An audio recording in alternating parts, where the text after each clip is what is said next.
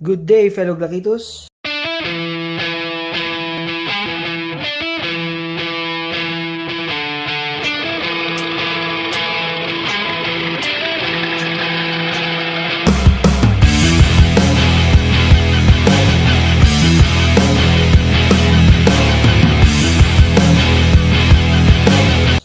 Today we are going to install a fiber optic competition sights from MATAC Innovations, replacing the OEM polymer sights. You are here again on my YouTube channel, Glock Hub Terlimata. If you are new to my channel, don't forget to like, share, and subscribe, and ring that notification bell button for you to be updated on my next videos. Visit our FB page, like and share, www.facebook.com/GlockHubPilipinas for these sites. You can see it on their FB page.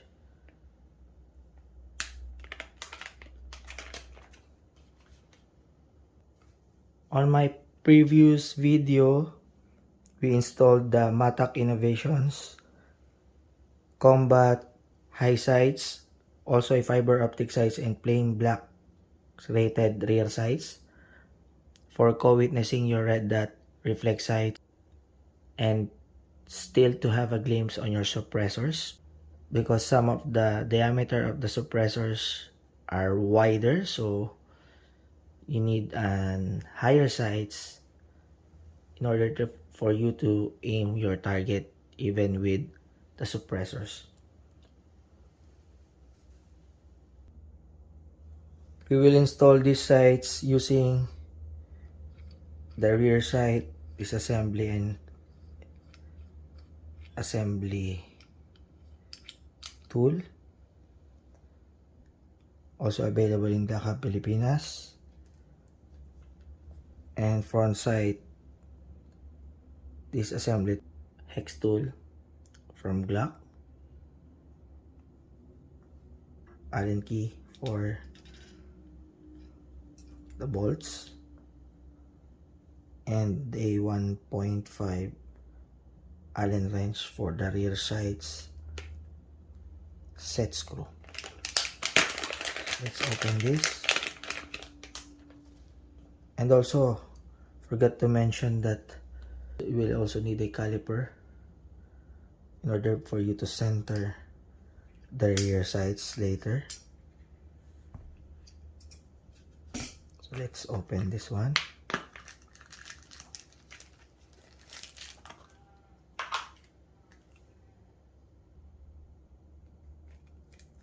A few moments later. So let's see the front sights.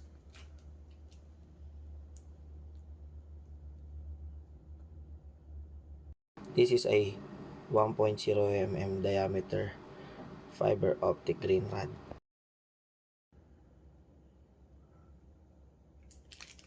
For more light adaptability rather than the red ones, and a serrated plain black rear sights can be used by the MOS series Glocks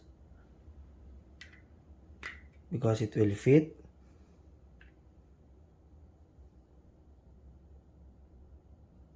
and will not overlap the plate cover. This one. So let's change the safety check and remove the slide from the frame.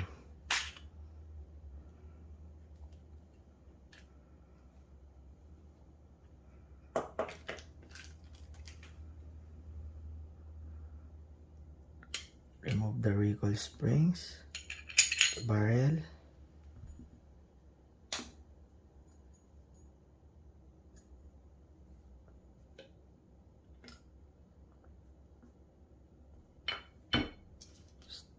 just turn this off first.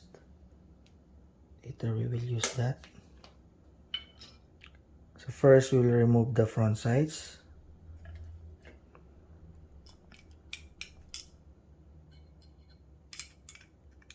So remove the hex screw counterclockwise.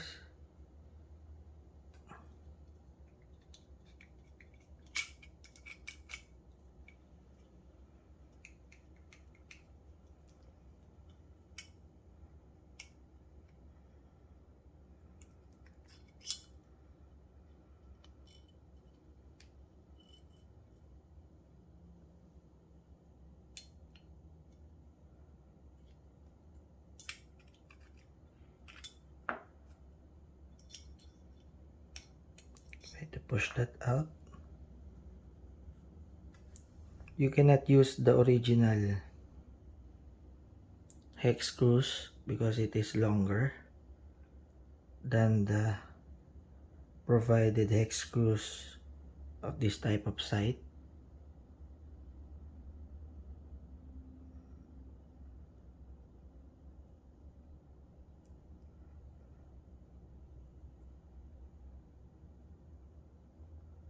On my left hand is the stock OEM hex screw, and this one is the shorter on the right side. If you don't have this, you can pile to reduce the length of the stock hex screws. Let's set this aside. Let's try to install.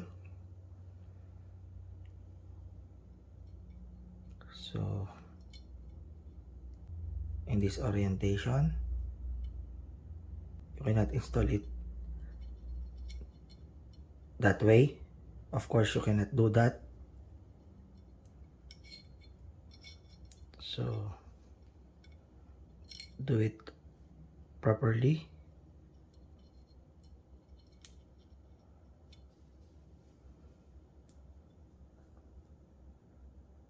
This one has a magnetic tip, the hex screw tool.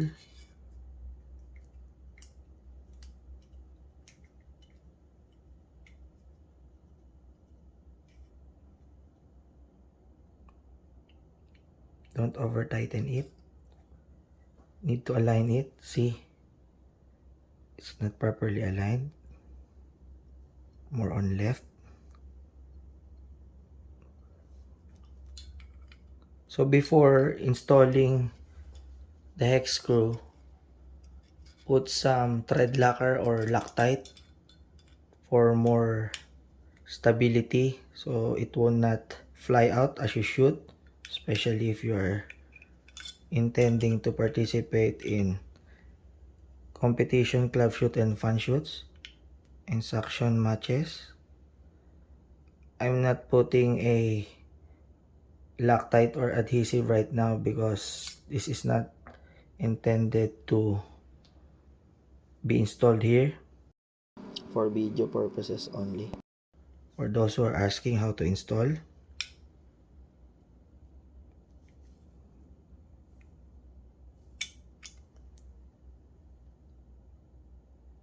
it's aligned.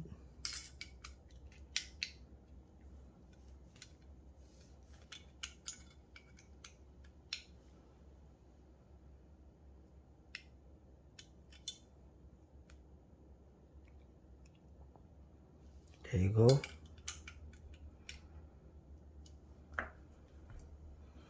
Now we will install the rear sights. So make sure that the set screw is not protruding the lower part or the foot of the sight. So unscrew it a bit. So there you go. Because it will hinder the proper installation of your sight as it slides in on the slide. So first we will remove the rear sight. we will insert the rear part of the slide within this adapter Glock plate,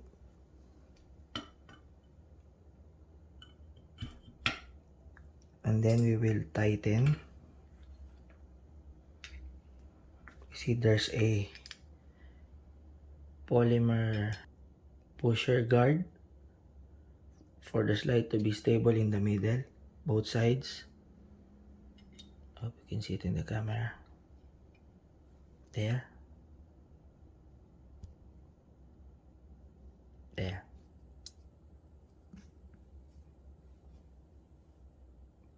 That one. Inside.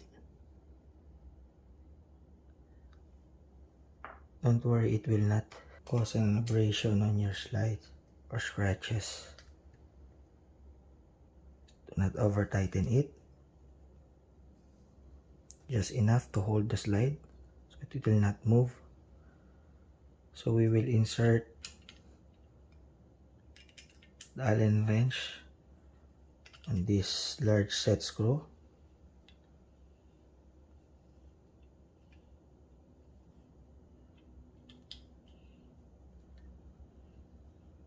See, there's no too much tension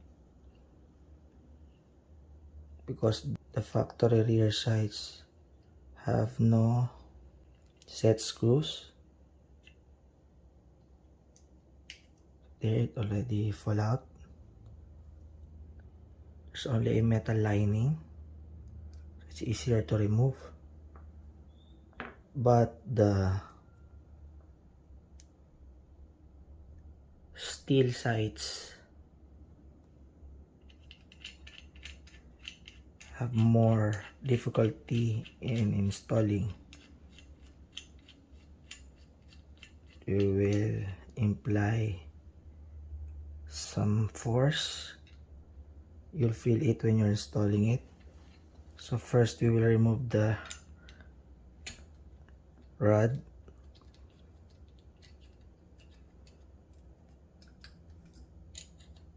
And lessen the bar. Remove this one first so that there's a space for the rear side to come in.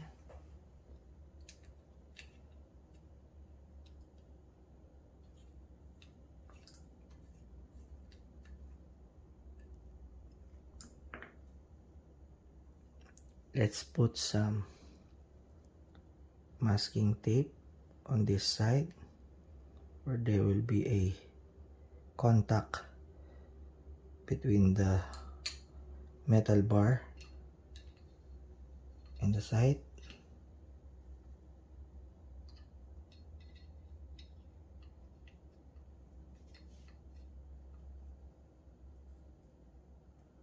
Let's put the masking tape. This is a 4-layer masking tape.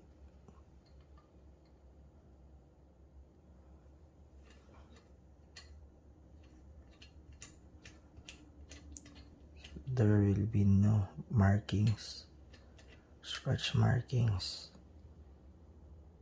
on it. There you go. Let's try to slide it in by turning this clockwise.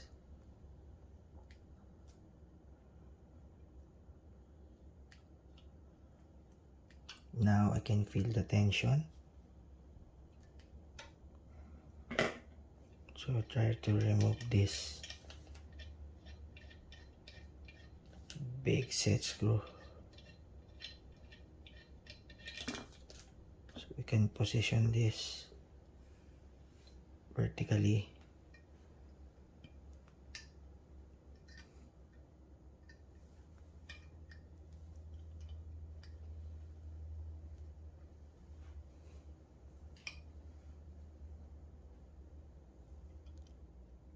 See it?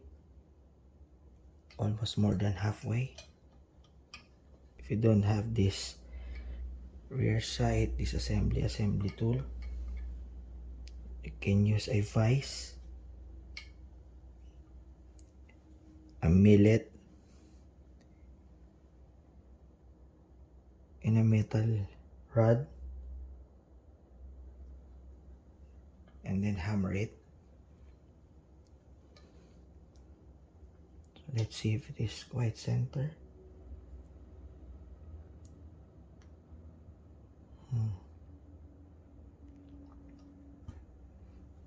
Let's check it first.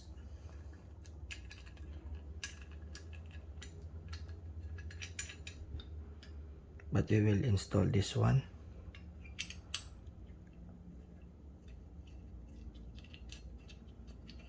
Let's bring it back.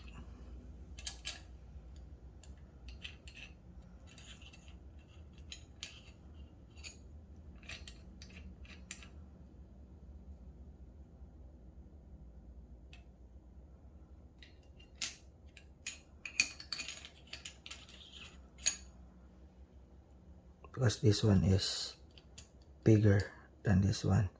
This one will hit the slide.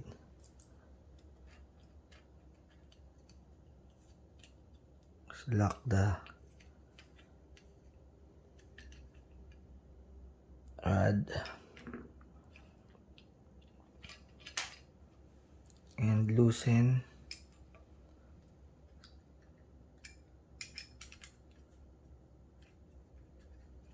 these polymer supports. We can pull this out and check if we are near the center. Not yet anymore. So more force going to the right. Install it back.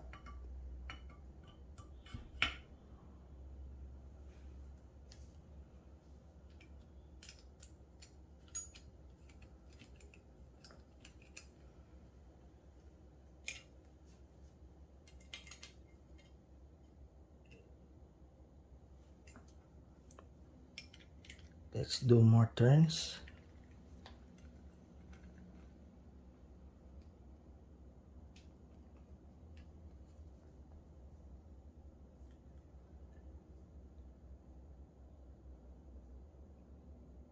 There you go.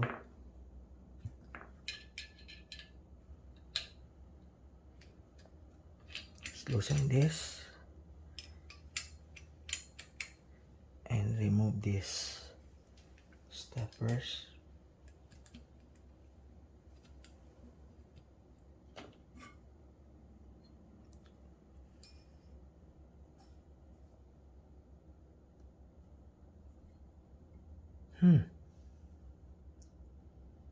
Quite center enough. You think it's center already? That's why we have this caliper, so it can help us center accurately than manually seeing it by our naked eye. So it's already set in millimeter. So we will use this end.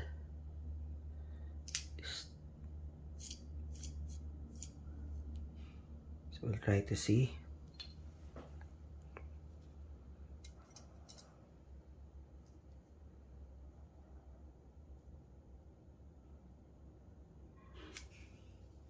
If you can see it in the camera. 2.77.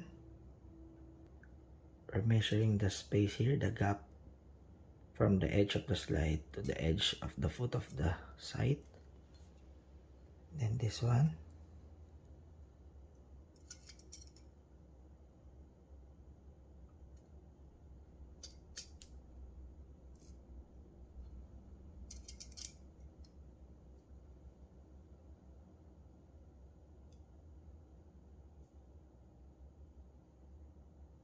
.77, 2.54.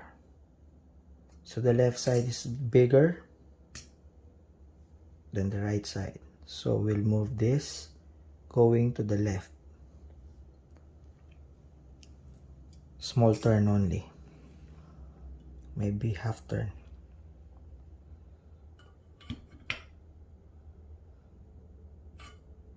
before that,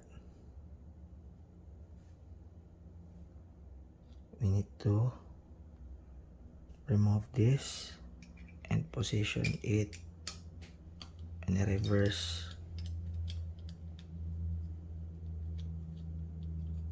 orientation.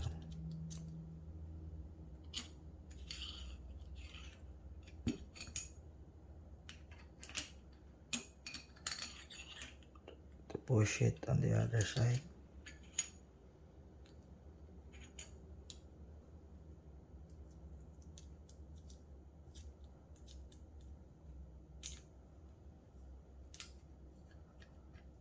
Okay.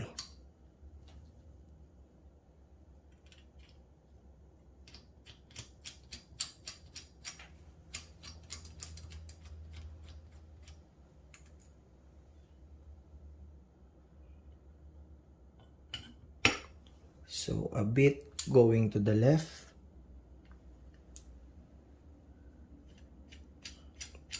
because you're viewing the slide on the other way around on this camera. So we will try to move a bit, quite turns, maybe whole turn or half turn. We still need to put the masking tape before I forget, because the rear side will be scratched and there will leave a mark, metal to metal mark. So now let's move it.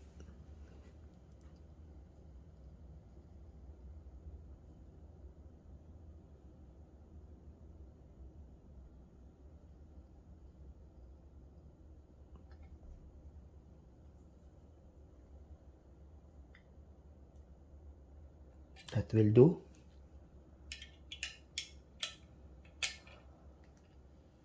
I hope this time it is near to be balanced on both sides.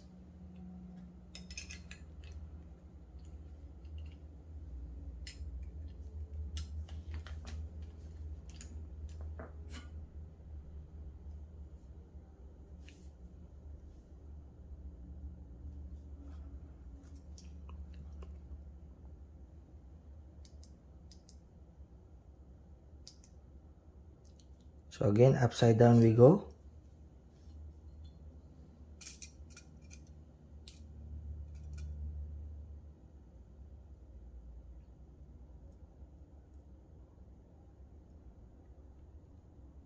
.45.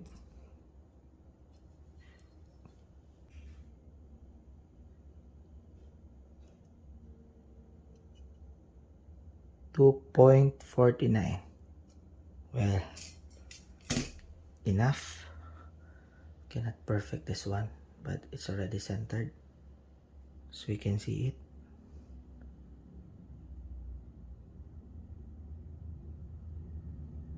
Then we will tighten the set screw of the rear side using this 1.5 mm Allen wrench. You can also put some thread locker or Loctite before you insert that lock screw. So let's try fitting it.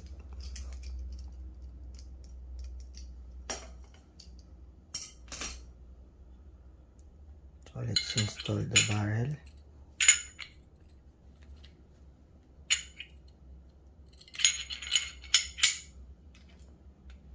Recoil spring assembly.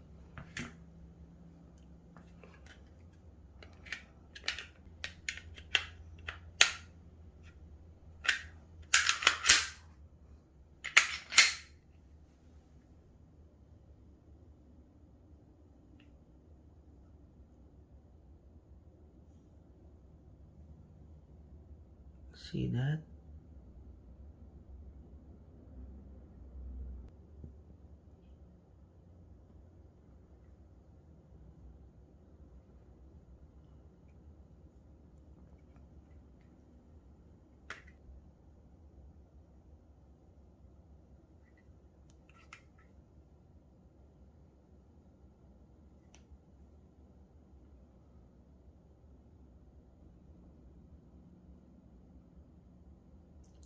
So you must align the lower part of the dot on the horizontal line of this notch.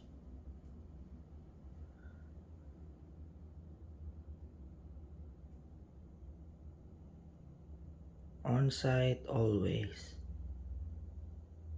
Quick acquisition sites, because this is not a 3-dot system, because using a 3-dot system gives you more time of aligning that front sight in line with the 2 dots here, just like the other sides.